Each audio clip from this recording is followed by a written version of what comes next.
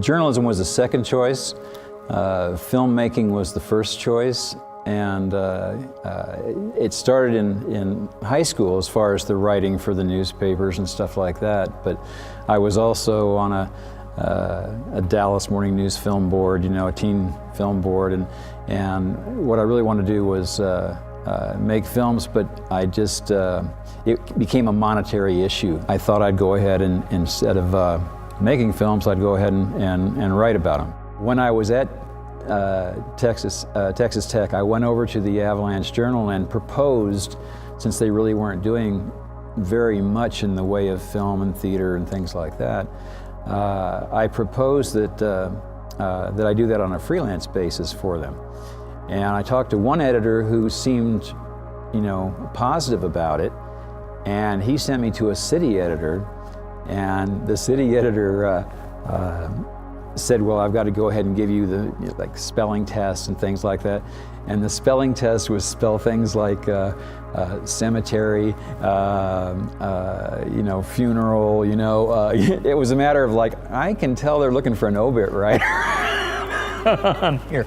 I don't think he's going to want me to do arts. When I gradually started covering local artists, I was just amazed at how many artists were represented by studios elsewhere, how many artists were winning prizes statewide or even nationally, and people didn't know about them. When I was old enough to read, I would run out into the front yard on Friday mornings before school, hoping the newspaper was there just so I could look at that section of the paper and look at his movie reviews every week. I just was so excited to see what he thought.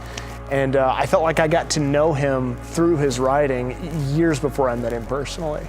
I had seen Bill around a long time before I knew him. Someone had submitted a whole bunch of pictures to the AJ to be used in one of their articles, and one of mine was a kitten in shadows.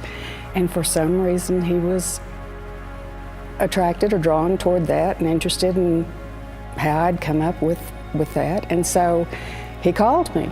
It was just sort of out of the blue and wanted to do an article. I felt like I'd hit big time when I got an article with Bill in the AJ. You get the feeling sometimes someone was born to a position.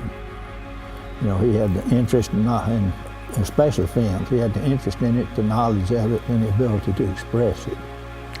In my opinion, Bill is essential to the arts community in Lubbock. He has brought us out. He has introduced us. He's made it possible for people to know about us that otherwise would not. There were times at the beginning on there where if I gave a negative review, it wasn't handled well. It wasn't taken in the spirit of constructive criticism on there. It was taken in, who's this young guy, calling this on there. I still remember in college on there, I actually inspired poetry because somebody wrote a letter to the editor that said, there's a movie critic in your paper named Mr. Bill Kerns. Whenever I read him, my temper it burns. He could see a good movie, but he'd never know it because he's as good a critic as I am a poet. And that stuck with me for 40 years. So I've tried to get beyond that.